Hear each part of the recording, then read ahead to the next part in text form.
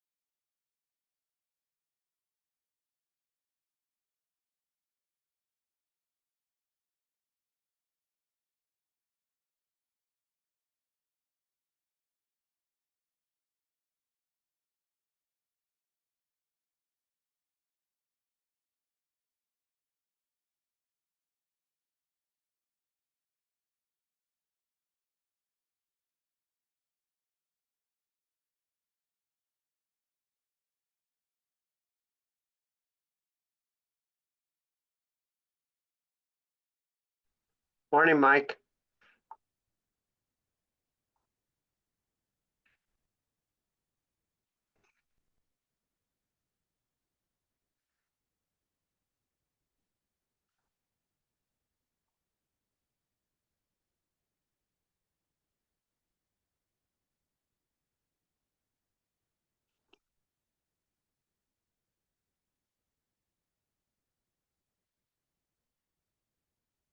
Beautiful morning. Oh, woohoo, Sparkly. Hey, Sparkle. Woohoo. You're so funny. Good morning. Happy New Year, everyone. Happy Happy New New Year. Year. I'm going to jump off camera because I'm making goodies for people who are coming to the event today. Oh, nice. Happy New Year.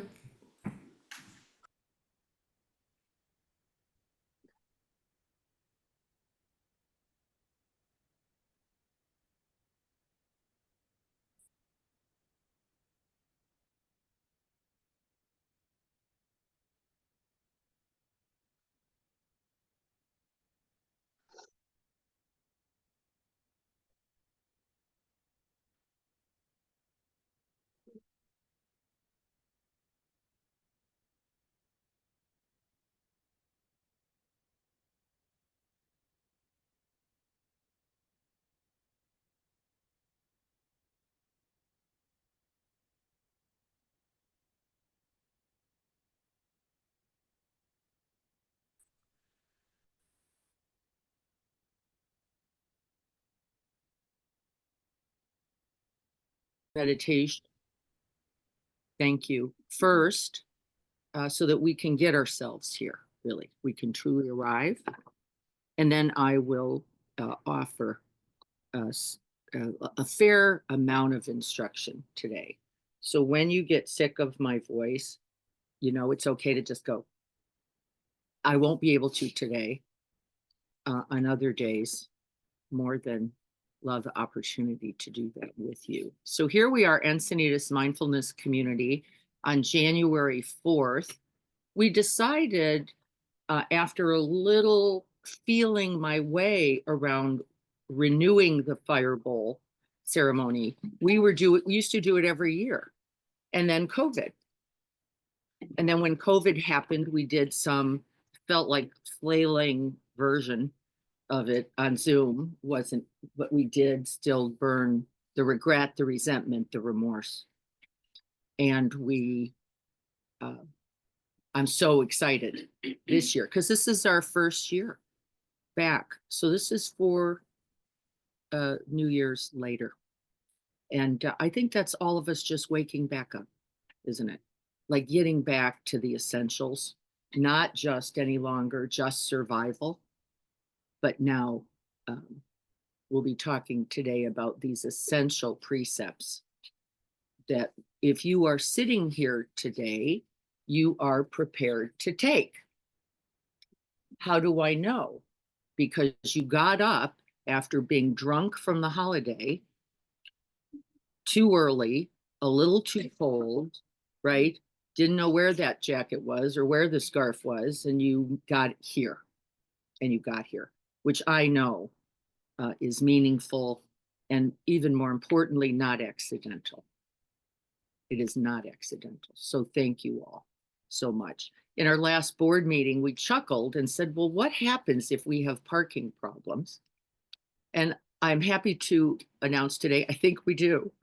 And it's an aspiration of mine that we have to walk a little, reflect a little in the walk, right, to get here. And that is, in fact, then the truth of the path, isn't it? We have to walk a little or a lot. We have to reflect a little or a lot. And today I'm going to ask you to do that in all directions. In all directions. We're going to do that later. Let's just sit for a minute. I will offer just basic instruction because we're going to rest again first in luminosity. We've been practicing for the whole month of darkness. As things were getting darker and darker and darker, we were getting brighter and brighter and brighter. And now we are in the season of light. We are actually now officially in a season of light. And that light, in case we have forgotten, is you. It is not the sun. It is you. You are that essential ingredient to the light, or as the Buddha said, to the lamp in the darkness. That is you, and that is why you are also here. So we're going to rest in that luminosity for a minute and go on. I'm going to strike the bell just because we haven't heard it recently. And it awakens something for me that I cherish. It awakens that bodhisattva, that Christ, that Buddha nature, heart, mind in me. And may all be awakened.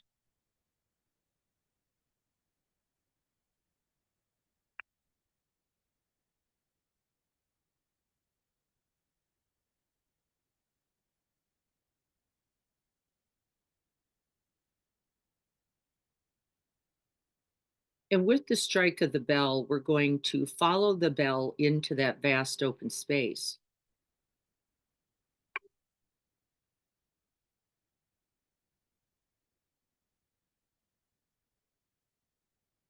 Let it touch you, let it move into you, let it move through you.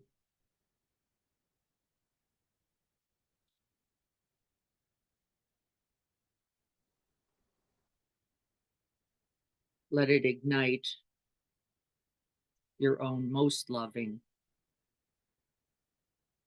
most compassionate, most generous, most wise heart mind. And then continue to move out.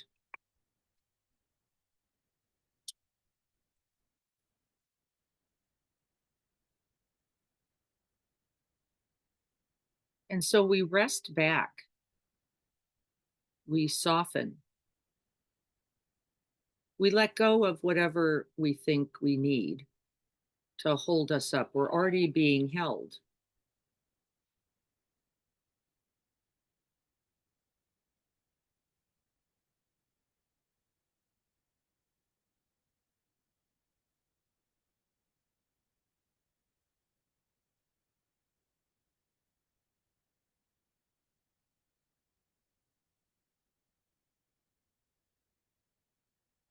And now, with the heart mind as big as the sky, continuing to ever expand, grow, and flourish, we rest.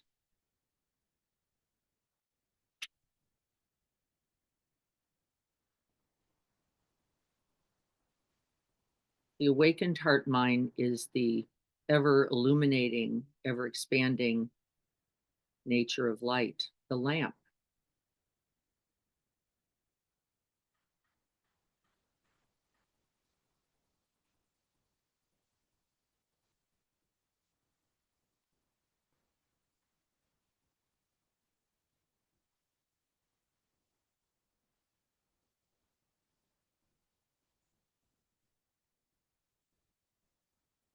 Feeling the spaciousness within and all around.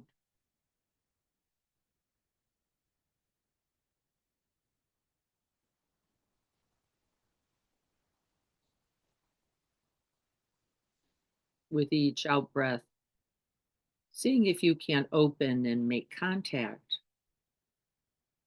with the reality of that spaciousness that is you.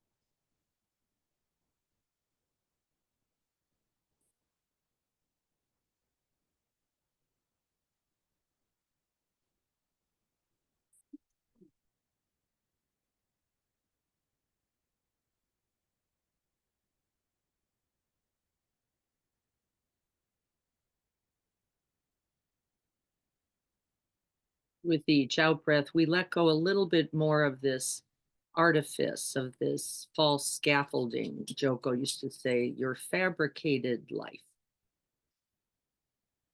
the one you think you've needed, and all along there was this warmth, this essential goodness, this vast space, the refuge of your own heart mind.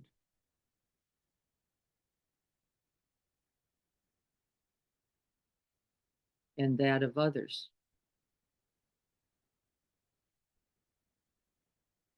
Rest within.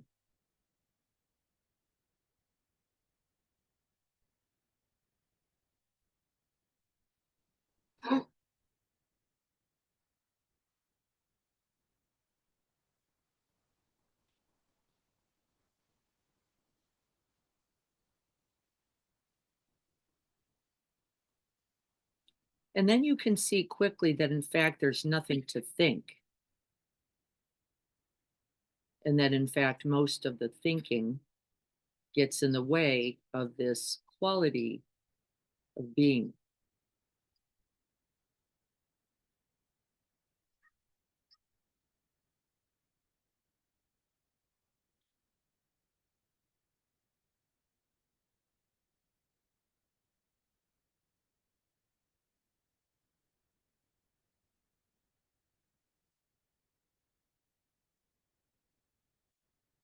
Your own awakened, vibrant, luminous heart is most available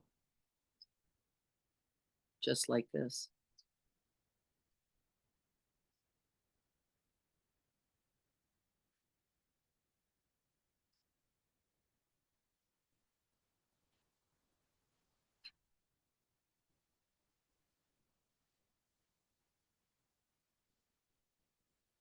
And then within the spaciousness and within that warmth, we sense within that glow, that presence of you,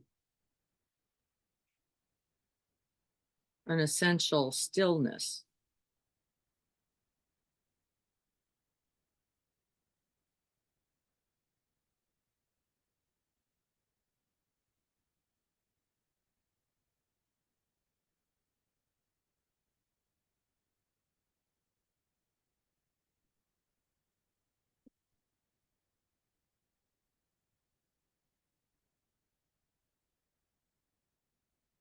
This represents the immutable, unmoving, unalterable nature of our basic goodness.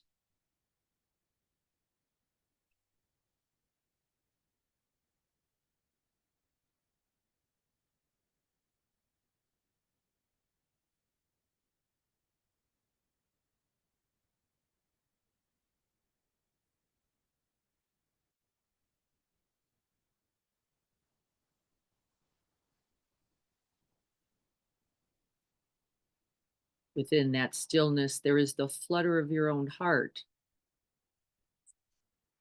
the flap of the wing of the red-shouldered hawk above us.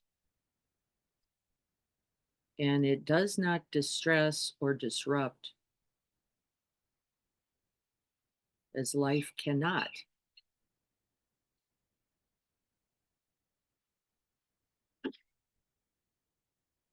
Disrupt this essential stillness, this quality of being.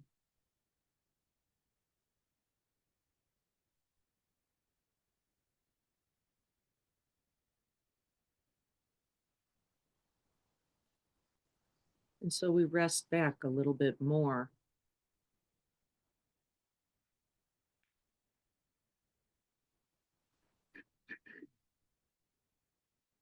Settling into our essential goodness. The essential goodness of not only ourselves, but all beings.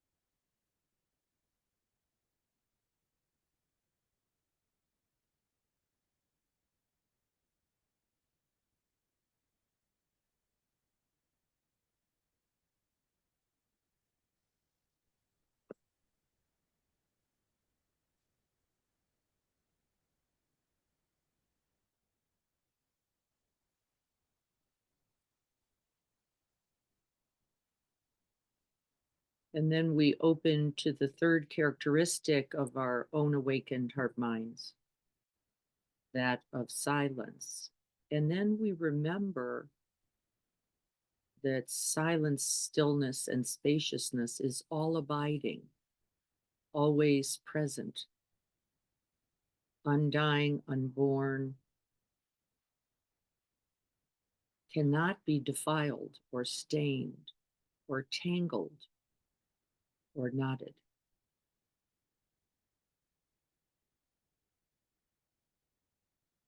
That this is the quality of our own nature.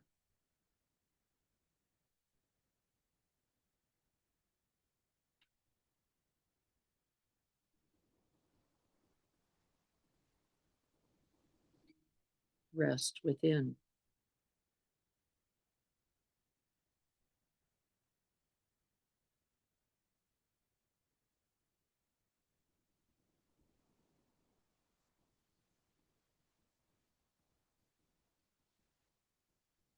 Remembering the vast open space that is you.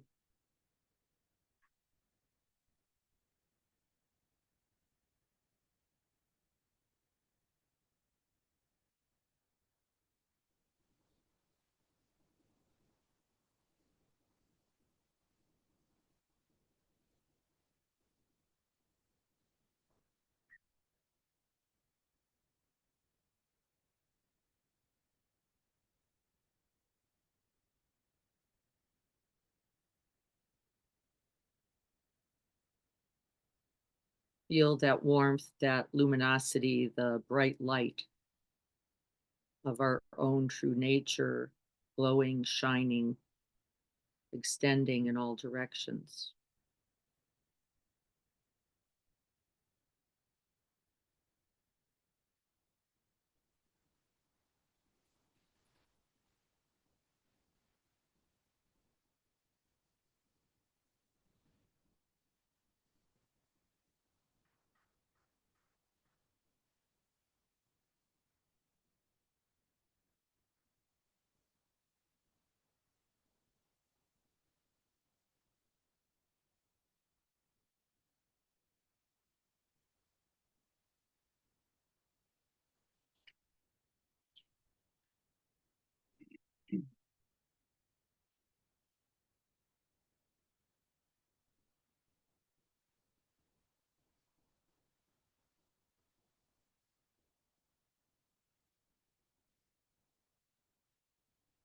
We rest in the vastness of the boundless, open,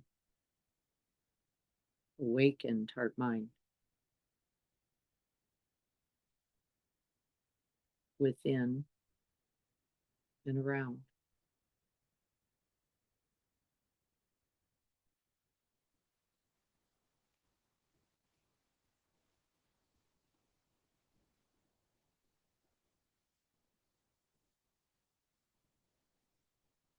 And then everything with which we make contact is both a blessing and blessed.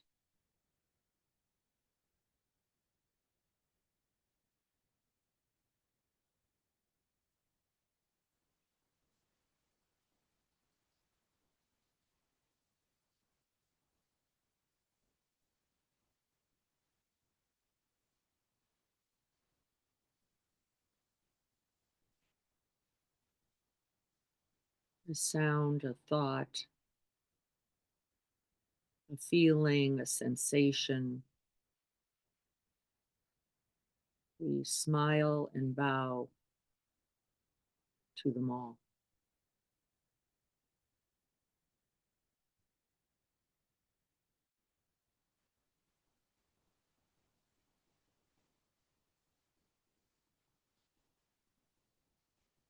Nothing separate, nothing other, nothing that is not me, not mine, not I in that collective sense.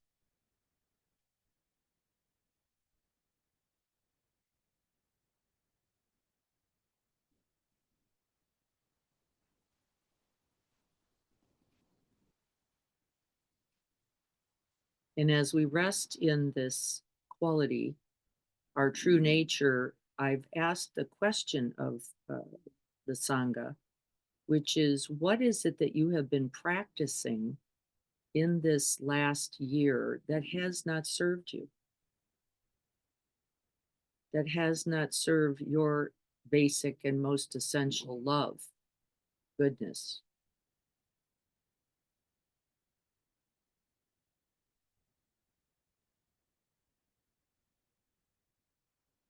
And to reflect on that for one more moment, just one thing that we are going to let go of. We're going to burn it up in the fire of goodness,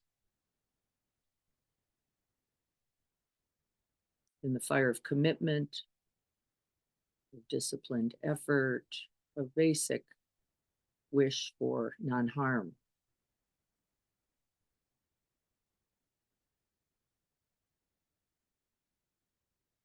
Naming that one thing that has not served you,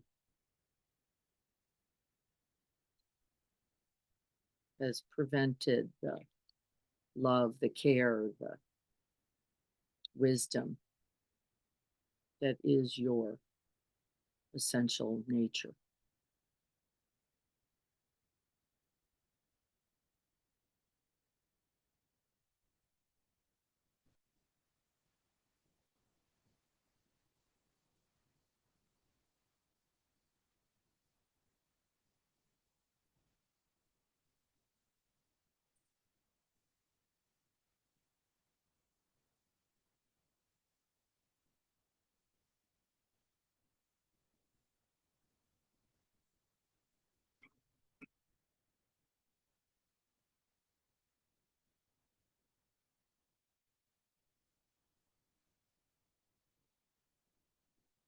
And as you reflect on this obscuration of the bright light of you, your own being, what would it take to let it go?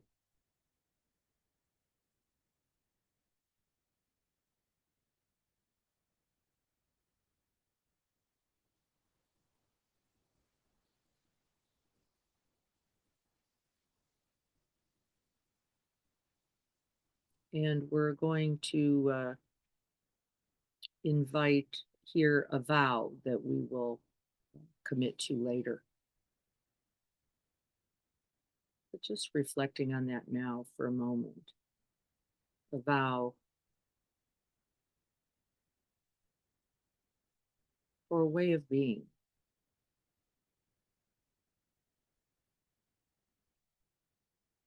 It may be as simple as to be kind,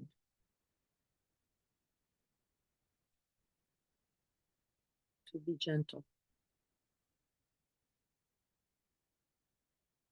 to be loving to self or other, to self and other.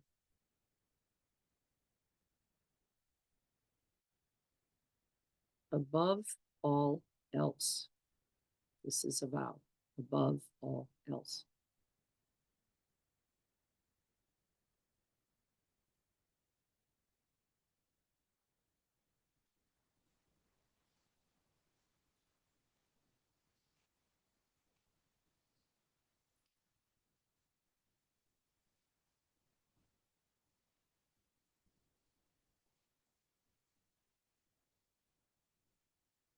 Remembering that this is not our true nature, simply an old habit of protection.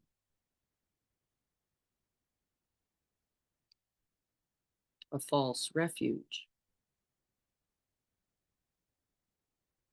And we are clear that it does not serve. We know it by heart.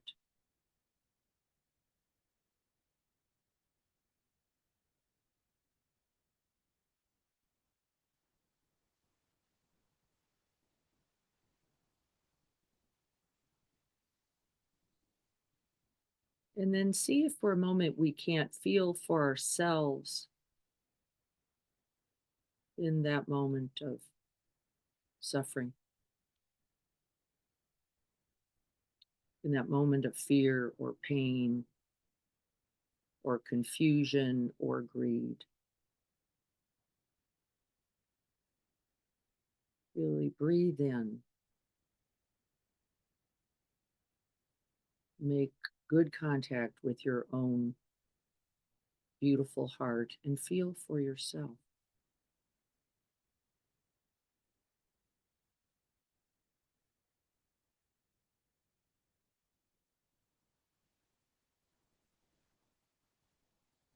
I have not been my greatest light, my greatest love, my greatest self in these moments. I recognize this now.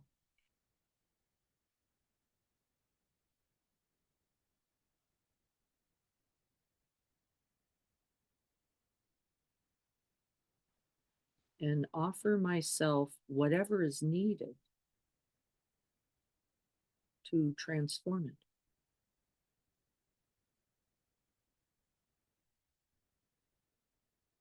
Might be more rest, it might be more care, it might be more pauses, it might be more quiet.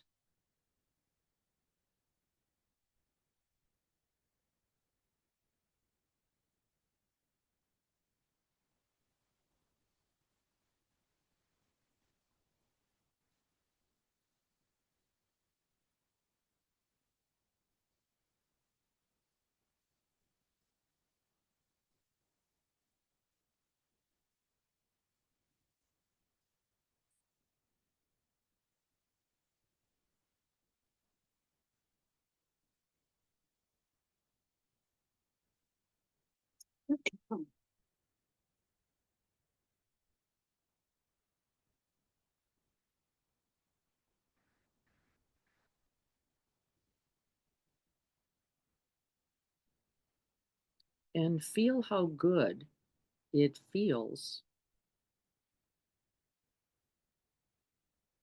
to remember who we really are.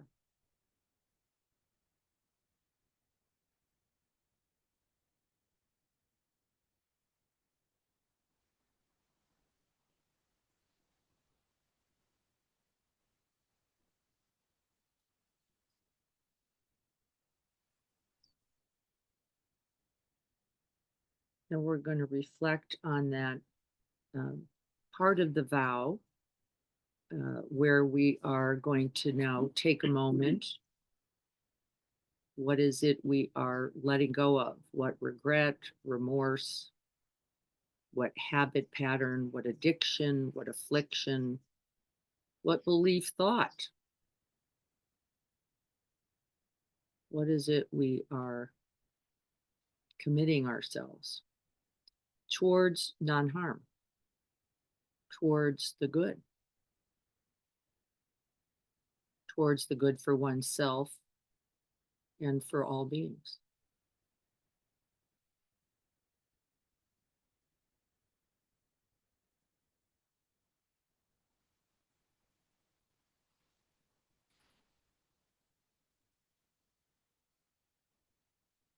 Breathe it in a few more times.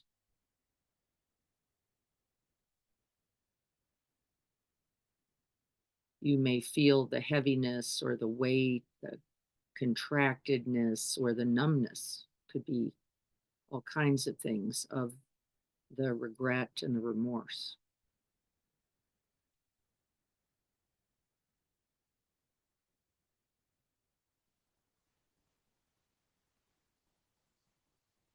We're going to then find our card, if you would. Going to stay in the meditation. Find your pen.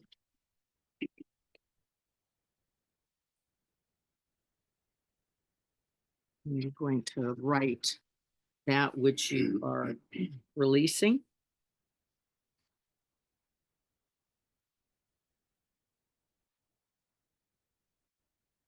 The you that is not really you.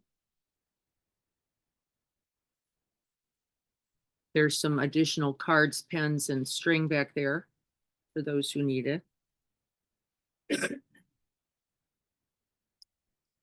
It's better to keep it simple.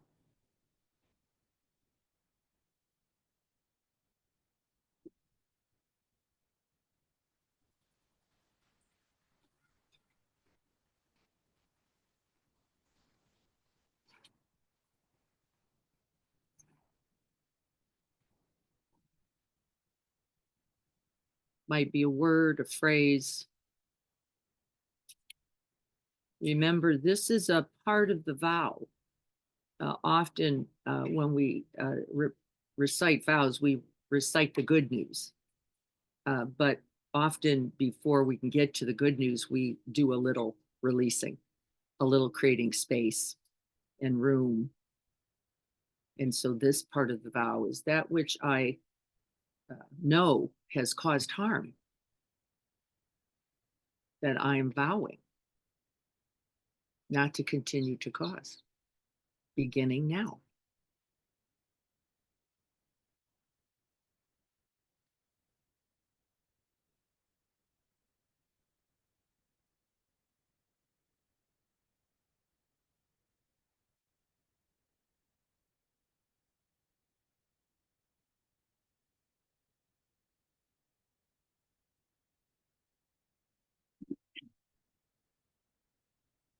And as you're reflecting on this release, remember that this is something you are offering yourself.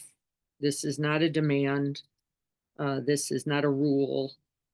This is not extra effort or expectations. It is for your happiness, your well-being, your freedom that you are offering this. It comes really with the most loving heart. Not this. This is not me.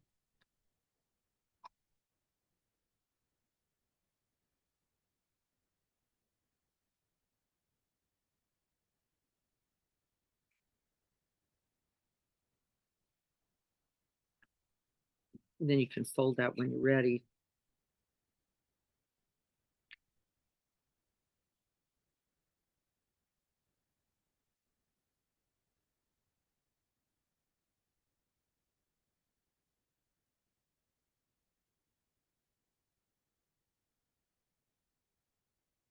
And then I'm going to read as we burn this regret, remorse, addiction, and affliction. I'm going to read a poem that I wrote probably now 15 years ago at our first fire bowl around really what's the point of this part of our vow taking.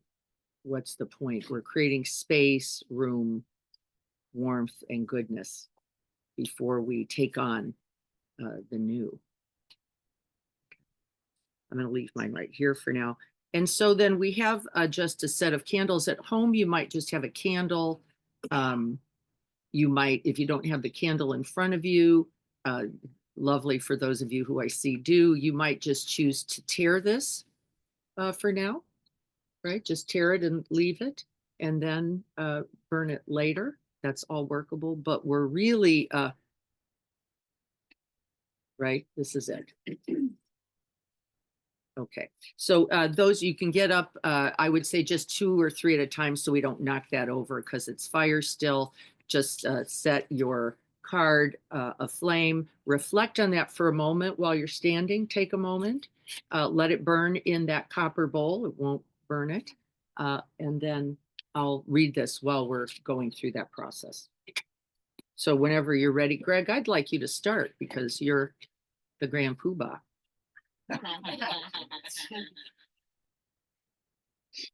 And as Greg stands up, if there's anybody else near Greg, you can begin as well. And while you're reflecting on this, I will go ahead and read this for you all. As this year draws to its end, we give thanks for the gifts it brought and how they became inlaid within, where neither time nor tide can touch them. The days when the veil lifted and the soul could see delight, when a quiver caressed the heart in the sheer exuberance of being alive and here.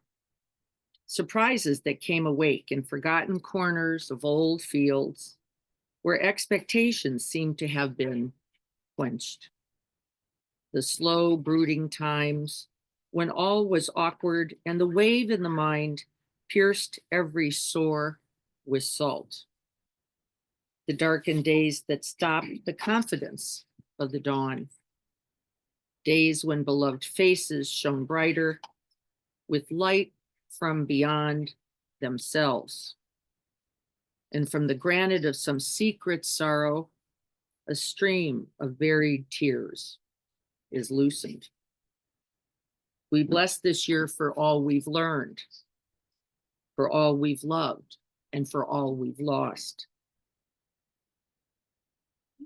And for the quiet way it brought us nearer to our invisible, yet always available selves. And then here's the fire poem. This fire. May this fire shine its brilliant flame on my thoughts, helping me recognize their benefit and their harm. Knowing their true origin, may it protect myself and others from unknowing thoughts, words, and deeds, and claim the merits and consequences that will bear their fruit. May this be realized in this new year and always. May this fire sharpen my eyes. May it open my eyes to see the truth in this present moment. May it allow me to offer what I am able to and to accept what is beyond my current capacity. May all my actions be generated from the clear-sighted aspiration to embody love and compassion for self and other. May this be realized in this new year and always. May this fire soften my mouth. May it protect me from speaking against another or in any way that may cause harm through idle chatter or untruth. May I speak with and from clear intention, allowing the beauty and spaciousness of silence, stillness, and kindness to abide all thoughts, spoken word, and all exchanges. May this fire open my ears, that I may hear through deep listening, vibrating our interconnected truth with my whole heart, mind, and body. May it help me hear the sharp sound of my own judgment, harshness, and greed, and respond to all with kindness, gentle care, and compassionate attention. May this be realized in this new year and always. May I recognize the tender heart and voice of fear in all its forms. May I respond with compassion and contribute loving presence towards the end of harm. Remembering our true interconnection with all beings everywhere, may I act in accord with these truths for the benefit of myself and all beings. May this be realized in this new year and always. May this fire strengthen my arms and hands so that I may be of service to those in need. May this be offered with generosity and kindness, recognizing that others will carry me in my humanness, vulnerability, and in my time of need, as I aspire now to carry them. May this be realized in this new year and always. May this boundless fire of luminous awareness protect me and all beings from harm. May the fire inspire and ignite my whole being, energizing my legs and feet, enabling me to walk this earth with others in respect, peace, and care. May I journey this human path with intention, wisdom, courage, and equanimity, embodying all aspects of our basic goodness. May this be realized in this new year and always. May I be strengthened by this fire to walk towards truth and good and away from that which no longer serves me. May I abandon all actions that contribute to harm or separation and commit myself wholeheartedly towards that which serves myself and all beings and this earth both now and in the future. May this be realized in this new year and always. May I be of service to all beings and to this planet of which I am an essential part, belonging and befriending all life. May this be realized in this new year and always. May I be encouraged by this beautiful community of gathered beings to begin and continue to renew my commitments to these aspirations and intentions each day until all numberless beings have been freed from greed, hatred, and delusion. May this be realized in this new year and always. May I recollect and call out my intentions each day. No joke, folks. Recollect and call out my intentions each day so as not to forget their necessity towards the benefit and the welfare of all beings. May these aspirations be realized in this new year and always. May it be so. May it be so. May it be so.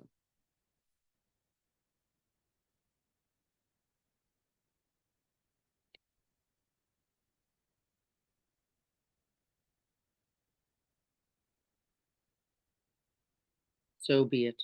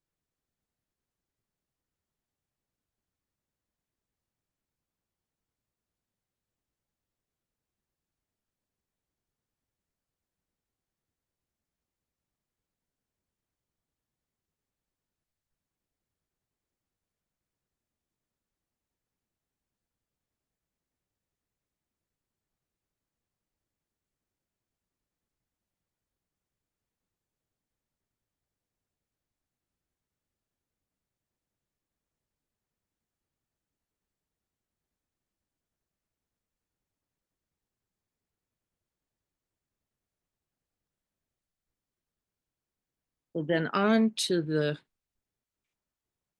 important part. We've let go, released. All is transformed, all is good. All is good, is being burnt right there. And so then I would like you to find your string. Does everybody have one?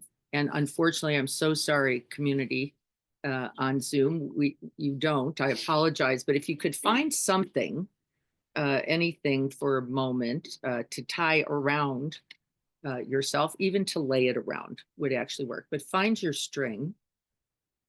I'm going to give folks a minute. Dan, there is string back there.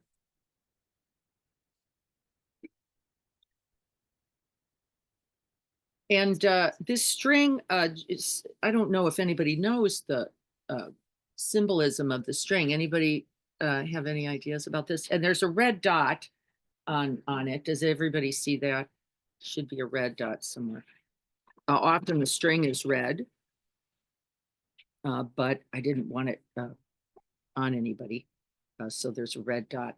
So this string is actually from the robe of two sources, either Kuan Yin herself, the mother of compassion, from the robe of Kuan Yin, and or from the robe of a monk, and often understood to be the Buddha, Christ, right?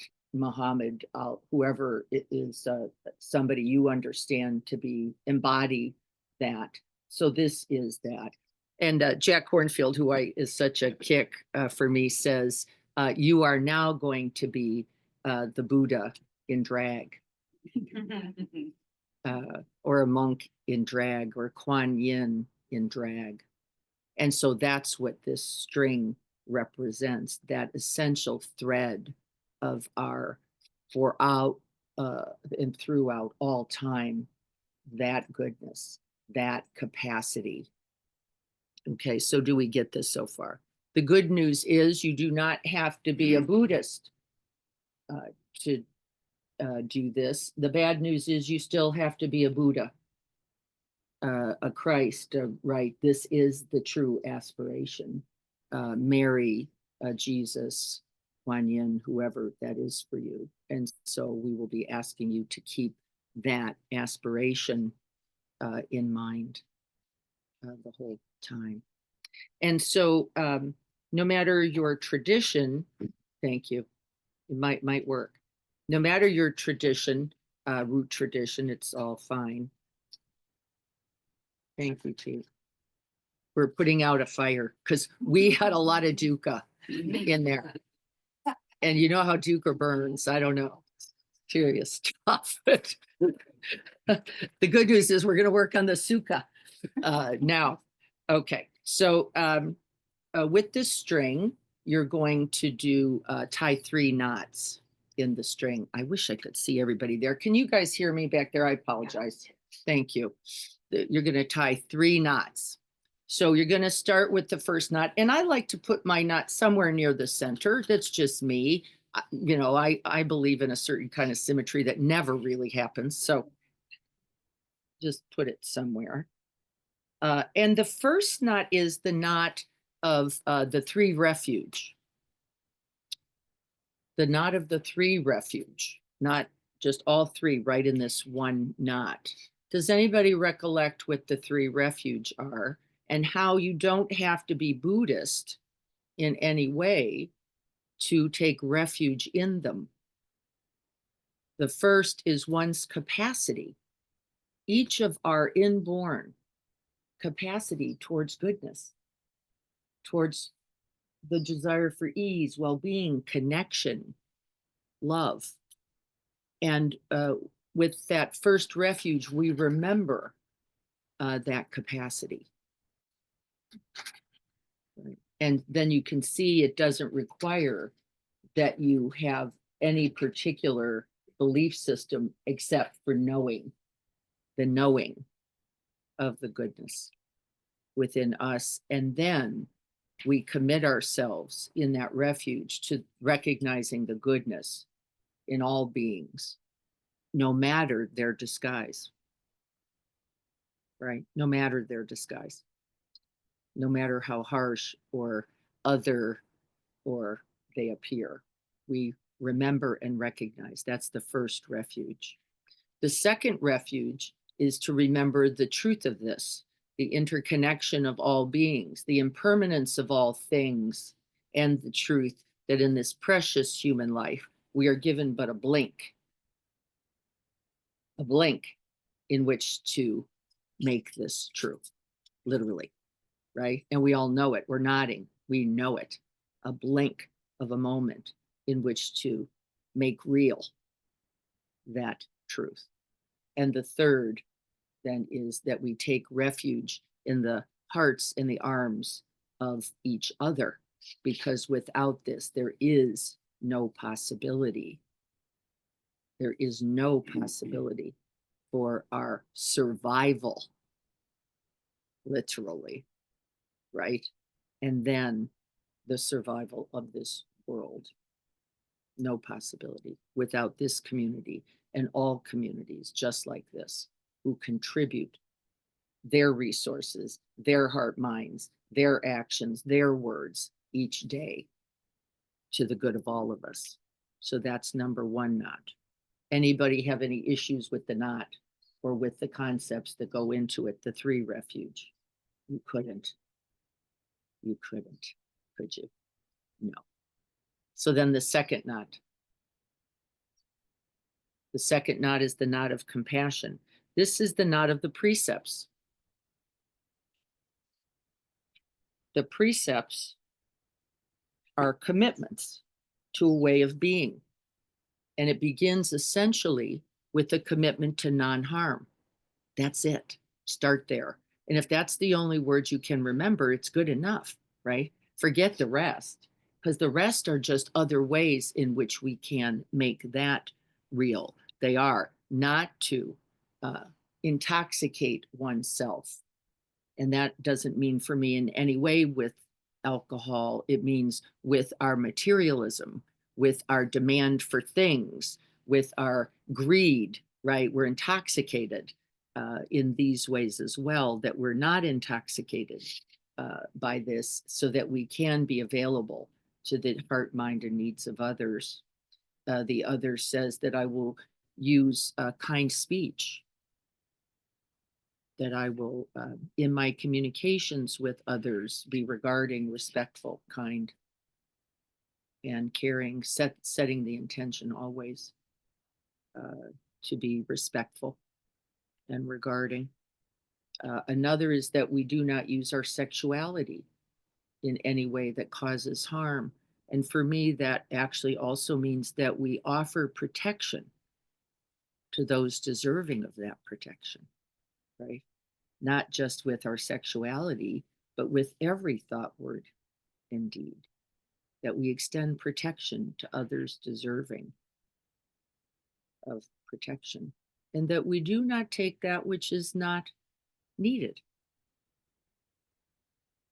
I'm not even going to say not ours, because most of us have too many things that we don't need, that we don't take what is not needed. And if you have it, this year we're going to work on giving it away.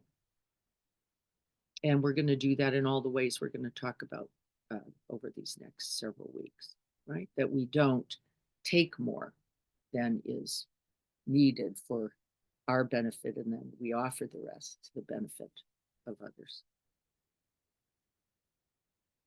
Make sense? We're just going to call that simply compassionate and loving action, the second knot. And then the third knot is your vow. Now, we've already covered one part. Lovely. Lynn is folding a scarf. I love that. You got a lot of big knots there for us, Lynn. Wonderful. The vow. Now, first part of the vow is that which I will not commit to continuing, right? You burnt that. That's not going to keep happening because it doesn't serve me. It doesn't serve others. It is not of benefit. And the second part of the vow is that which I am going to undertake, right? And I'm going to undertake it as wholeheartedly, as whole-bodied, as whole-minded as I possibly can. And then in a moment, we'll talk about all the failure that's going to come with this vow. But for now, we're just setting the aspiration, because without the aspiration, it cannot be realized. Even when you know, like I know, that I'm probably going to hardly get to the car without having broken it. It's not the point. The point is what? Then we will set it again, right? And we will set it again, and we will set it again, won't we? Again and again and again, until all beings are free. Okay, 3 knots. Everybody have them. You know what the red is? The red is from the ultimate original robe color of the monks and nuns. Then you're going to find somebody who's going to wrap this around you. You can do this a couple of ways. You can just lay it around you and have a knot tied. That would be one way. You could wrap it around your wrist. Usually we try for 3 times there. Not too tight, not too loose, a little like Goldilocks. And have it tied for you there. But we're going to have another tie it for you. Why? We could pull it off. Couldn't we? Why is another gonna tie it for you? Accountability. Yeah, accountability, responsibility, and we already know we can't do it without them. There's no chance for realizing this. Now, those of you on Zoom, unfortunately, we know that you're not probably sitting there with, so you can imagine all of us tying that for and with all of you. Okay, find somebody. Hey, Diana, Yes, Graciela. Dan, can I tie can I see your knots again, please? the 3 knots? May I see yours? Yes, they're just tiny little knots in the string. Oh, but I can't see your hand. Oh, okay, Just a little knot, okay, one single knot. all right. All right, I'm tying, hang on a second there, community. on Zoom. Okay, I'll take yours.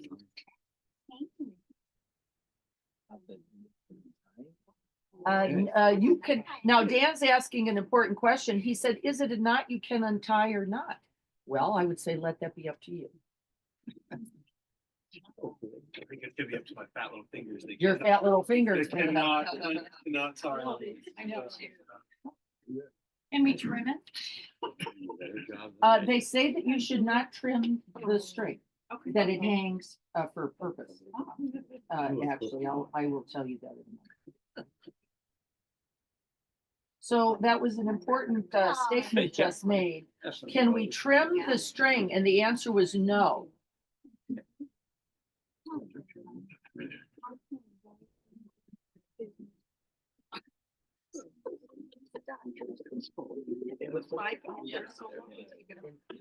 think you can. Oh.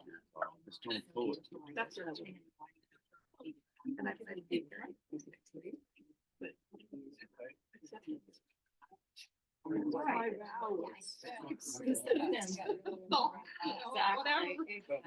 Oh, that's a little hurt right there. I'm gonna leave it loose. So. On and off. I have really small.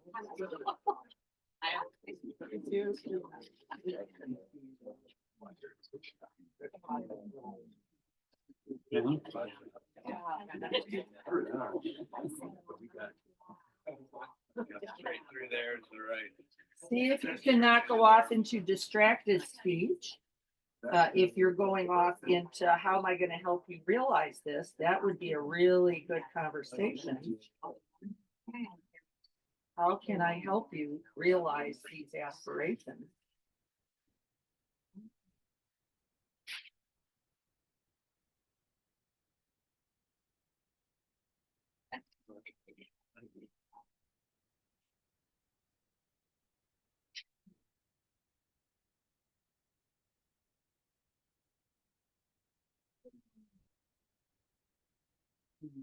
I'm going to use Ermine here, as all of you to say, I love you. I love you. I love you. I love you. Let's then talk about those I can see, those I can't see. How are we going to help each other realize these aspirations? How are we going to do that? Because I have some very direct, immediate behavioral ways to help. Social. So the social worker in me is standing right here with the club. And the donuts, and the donuts. How are we gonna help each other? Really? Community. And community is in community if you don't show up, folks. Right?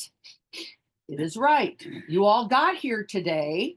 I see. Christian church on Sunday before Christmas. Right, right on that. Yeah, like Christian church right before Christmas recess. Right. So I know you can get here. I know this is important for you because it's important for me. Your being here is important. It is worth the energy and the time. It is. I don't know of anything more true than that. And yet, I myself, who live here in this house, go, oh my God, they're gonna be coming in a half hour. I'm not even, I should put my pants on, right? And I live here and I have committed my lifetime to this. And it's still sometimes difficult.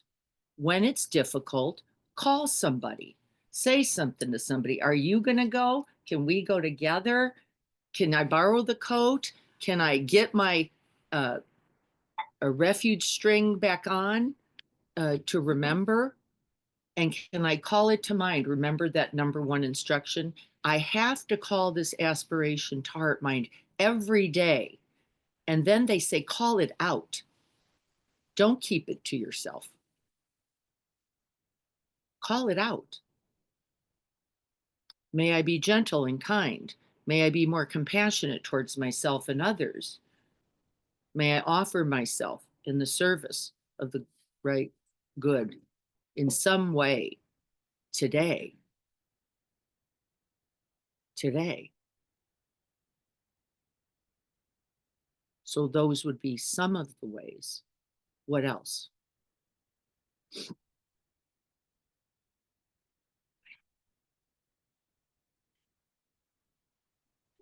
You would practice it, wouldn't you? You'd have to. You'd practice it in some way, even when you weren't here. Because otherwise, then it is church on Sunday. You feel good about it for about 20 minutes, right? And then you can't get out of the parking lot without swearing at your fellow congregants, right? This is the habit. But that you practice it in some way every day. For me, that includes a couple of things. One is sitting still and remembering who I really am for some amount of time. Silent, still, and spacious for some amount of time. And then people say, well, does that mean I could listen to a guided meditation on Insight Timer? And the answer is absolutely, whatever it would take. Right, whatever it would take to get you there. How are you going to now be practicing this aspiration that you've set in that third knot every day? And I can't think of anything easier to do than to do nothing and to recollect it and to place the whole heart mind like a directional or a map in that direction. This to this. And then everything else we do, says the neuroscience, is going to follow. Isn't that encouraging?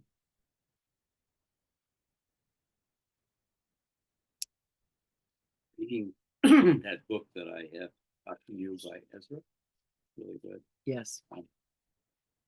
And it talks about, he calls number one hindrance laziness. And you know, that really hit home for me Yes. because I think I'm not. See, Right. Meditation, reading, doing this, but really there are many aspects of it that I am lazy about not remembering it as I'm going through my day, because that's really so much of the practice right there. Yes. Having to call it back to mind several times throughout the day, Absolutely. as if it were the only, we would say, map. Yeah. That everything else, because we are very, very busy people, aren't we? Very, very busy people. And we very, very, very easily use that busyness as our evidence for our goodness. It is not sufficient. And Chogyam also called it lazy compassion. I've done so much. I've worked so hard. I've done the 25,000 things, so I don't have to now do this too. But except it is the one thing you've just committed to doing. Everything else is now second. I really mean it. Everything is now second to this. And otherwise, it's lazy. And I think, you know, one of the things I mean, it's hard for me a little bit to say one thing, you know, that I want to. Yes. Well, it won't Okay. show itself in one way. And it, it really isn't one thing. There's a lot of things that, That's, that revolve around that one thing. That's right. Yeah. But, one that I think I'm really going to be doing, which is, has to do with this laziness, which is at the end of the day, to really do a contemplation on how the day went and what I might have been able to do better, been more Yes. skillful. yes, And I think that that's a big part of awakening, because without that, you know, you're not kind of reflecting on how things are going. You know? that's right. You just keep repeating the same old thing. That's where the wisdom is. And where the compassion is, isn't it? Because we're going to have to bring a lot of compassion to looking at our day going, do again. Wow, again, I did it again. There it was again. And feeling for ourselves. Remember, I built it in today as well. And then making the commitment again. What would I need tomorrow? So as not to be harsh, so as not to be unkind, so as not to be so angry, or to not be so greedy. What would it take for tomorrow? And without the reflection, then we are actually committing to its propagation, aren't we? Without the reflection, you just said, just like today, didn't you? It'll look just like that tomorrow, because I didn't go, I better get up earlier. I better get the water set up, by the way, for my team who I've asked to help me drink water. Here it is. Here it is. Glad. You're going to need to see me drink it because that's part of the deal. Right? Then we recommit and recommit. And in 365 days of this simply calendar year, what would change? Well, everything. Then wouldn't it? Wouldn't everything be different? Because every day with kindness, with compassion, with recommitment to that very aspiration that you've now tied to yourself.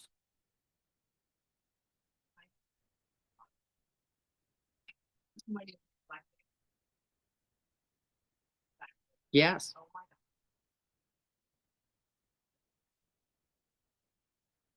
Yes. Harsh. Yes. So maybe then, Robin, we could begin with, can I forgive myself for my failings in this day? As a part of your prayer. Can I forgive myself for the failings in this day? And then have the courage, the honesty, and the compassion to look at them. Like a little too tired, a little too lonely, a little too hungry, a little too busy. And then, of course, right inward measure is the whole point of meditation, right? Then I make adjustment. Then maybe put one less thing in, or maybe take a little more rest, or maybe, right? And then wouldn't each day then bring us closer to our truest selves? That is who we really are. We don't want to solidify our mistake. We don't want to solidify the error as who we are. We want to recognize it, though, so that we can be skillful. And it will require compassion.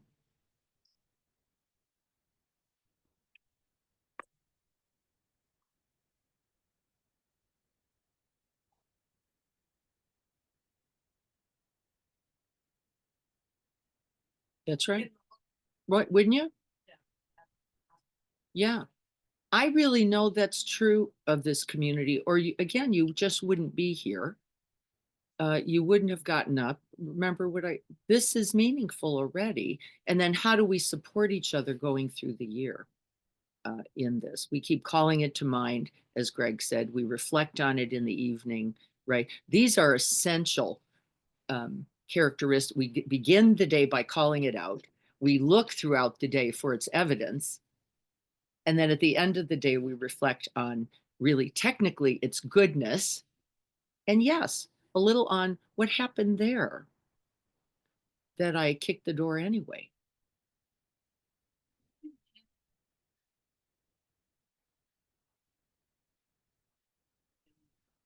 Yeah. Yep.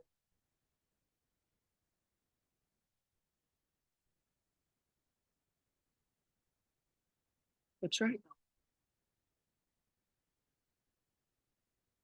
Yep. Great opportunity. Great opportunities to see the fruits. Wouldn't it? Wonderful. Put the phone down. And then we all go, "Ugh," because you feel that like, ugh. Right.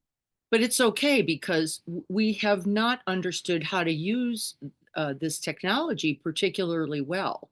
We have all in our way become addicted to it.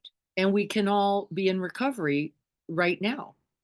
So rather than pick it up to do whatever thing you thought was so important to do, whether that's look for the next thing you didn't need, or check a fact, or be right. Yeah. Yeah. There's someone in my community who likes to be right. So he goes, see, it's right there. There it is, right there. And I like to use the phone to beat him about the head. So we all have our work. It's good for you. We all have our work. I think for me also, because the negativity, I mean, I think that not that it's negative to reflect on what you did do well, but I think it's also important to reflect on what you did. That's right. At least one thing, so it's not just in your head, okay, I'm gonna do this better tomorrow, but what did I do That's right. that actually, even if it's not having to directly do with that commitment. That's right. The first work is to reflect on the good. That's first. Because if you don't do that first, then you tend to build in this, I am just a piece of garbage, not very helpful. And what can I do better? Right? Is the second reflection. The first is, what is the good? I felt good. The other felt good. I saw the smile. They got to eat. Right? Others are warmed by those jackets and socks and Such a hard thing to do. It goes against the grain so much. It does. The judgmental mind. our negativity bias wins. There's so much about the, for me, about the causes and conditions piece, and even what you were just saying, Cindy, about looking for what I did right. I have to remind myself, so what were the causes and conditions I set up to get that part right? Because it's so much easier to just race through your day instead of saying, well, I actually had lunch. I actually wasn't, I wasn't totally distracted, whatever it is. But it's like, I think for me, I have to look at the causes and conditions that contribute to benefit, not just the causes and conditions that contribute to harm. Because it's so easy to go to the ones that contribute to harm. Immediately you have a litany for me. You have a litany of, I was stressed, I was tired, I was, like you say, hungry, angry, lonely, tired. But to go like, wait a second, like I have been doing my practice in the morning, whatever, it's sometimes it's some of those really subtle things that I have to really pay attention to and allow myself. It's really the bigger piece. I think allowing ourselves is right. I don't think we give ourselves enough resource in a day to do the good we intention to do. Do we? Because that would mean things like slowing down, eating, cooking, making the food, serving the food, doing so in a relaxed, non-rushed way. And most of us don't even do it. Do we? We jump out of bed. We rush off to the thing, right? The 25,000 things we do, none of which are actually contributing to this essential well-being that we're talking about us all needing, right? And so we're going to really reflect on that. What is the good? And that meal I made for myself, is that the carrots I cut up, is that the meditation I took 15 minutes to do or 20, was that the slowing it all down, the not filling it all up is in fact essential ingredient to this goodness you have committed yourself to, is right. And yet we don't want to take the time I committed myself, wait, Greg's gonna say something, Renee. I committed myself to 20 minutes, folks, 20 minutes of movement a day. 20. Now I'm moving all day, but really just for the joy, for the love of the move. You would not believe how I've had to change my schedule to fit this in. Literally had to go, okay, well, no, I used to do, now I gotta literally, and Libby, how so beautifully supportive of me, said, are we going on that walk at 6:30 at night? Are we going? I was like, yeah. Normally I jump on the email to get those 90 things I said I'd get done. And yeah. And by the way, it's going to be a little wobbly for a while. And isn't it okay? Right? I am going to miss a couple things because those things are going to eventually have to find themselves somewhere else or not at all. I'm not sure. I don't know yet. But right, you get what we're saying. We're going to, and a part of the wobble is the beauty of the practice. Because in our compassion, in our kindness, and in our aspiration, we would expect it, wouldn't we? Because I'm growing new muscle for this. And so then you go, I don't know where I'm putting it today. I haven't figured it out yet. And I know I can, and I know I will, and I know with your support and love, and you know, with mine, we're all going to find that way. And it is right, isn't it? And then I know Renee wanted to say something, and then Greg. What I was going to say is, for me, the piece that helped a lot was the self-compassion for the fact that I so judge myself when I fall short of that intention. I immediately go to, I'm a bad person. Why did I do that? Oh, I can't do it. Where did I get that? Okay, this is the thing right there, the self-compassion for the fact that I'm just a human and I'm going to fall short at times. But I remembered some point here that I was falling short. So that's a start right there. And that difference in the way I talked about this to myself has changed the way over time I'm always do this. I remember more often than I'm feelings that make mistakes. But I recovered that. That's not all I am. I'm also inherently good, as you always point out. I'm just sort of rewinding away from all the stuff I've learned since I was born. I'm unwinding all that back to, but I have to have compassion for myself, or I just get lost in the feeling terrible about what I didn't do. That self-compassion is me. The second knot. That's the second one.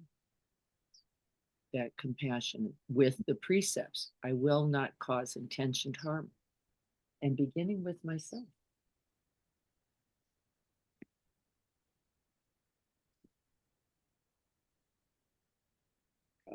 Well, what I kind of realize is, as much as we try to set the intentions to cause no harm, and we have, we drive around and there's curbs that kind of keep us on the straight and narrow, and we're kind of paying attention. And then it snows 6 inches and the curbs aren't there anymore. Right. Until you hit them. Right. And there they are. Right. Remind you, straight and narrow. Yeah, it's a reminder. Exactly. I agree completely. It's a beautiful reminder that we can use, mostly because it hurts. And it helps us. We are being reminded, aren't we, by the self-loathing or the judgment or the criticism or the is actually there as a reminder that this is not a benefit. See, I see it a little bit differently, as you would well imagine. Always. I see it as a blessing. Oh, there Yes, it is. If I it do too. her wasn't there, who knows? I'd go Yeah. into a ditch. Yeah, exactly right. You, Yes. It is a No, moment of there's wisdom no and compassion. pain. Yeah. There's only knowledge, information gives you, an opportunity to, do something. I agree completely. I'm with you.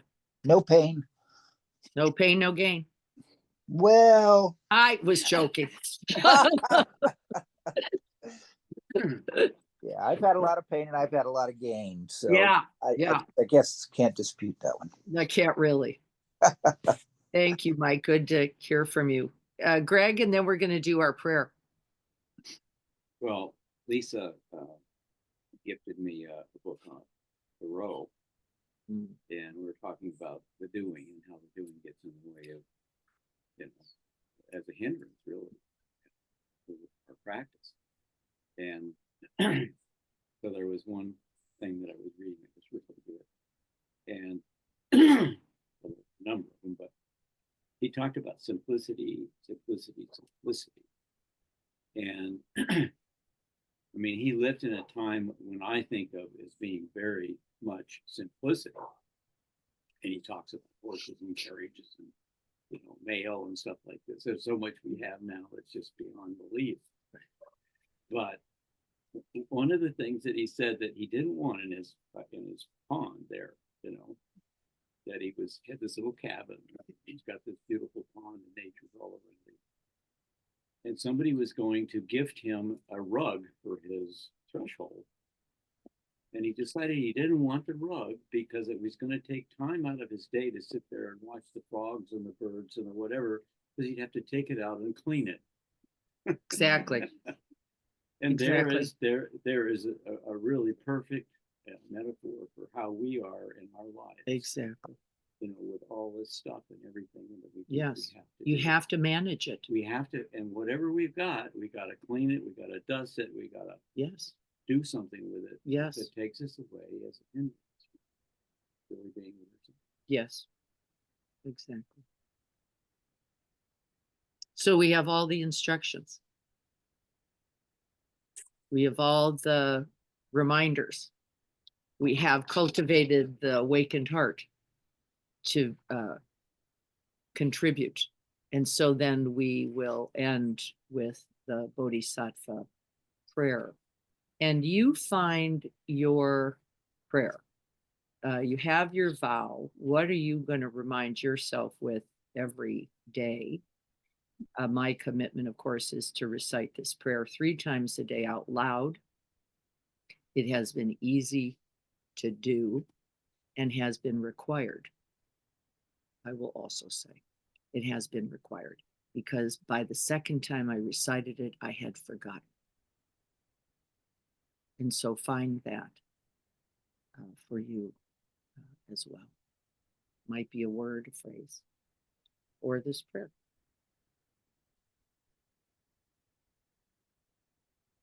Opening ourselves once again to this still, silent, vast open space, the loving heart, mind.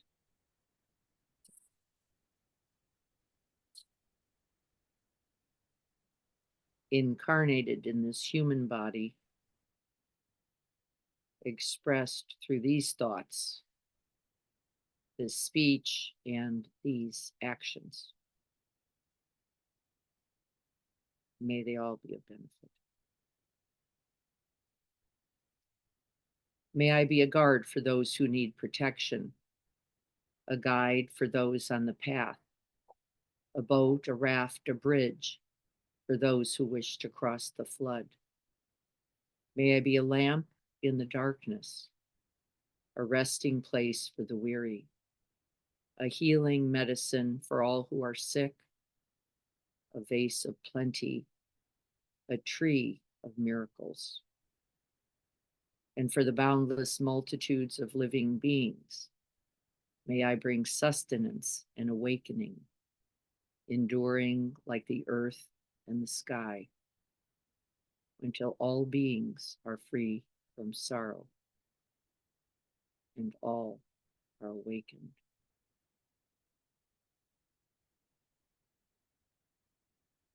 So be it.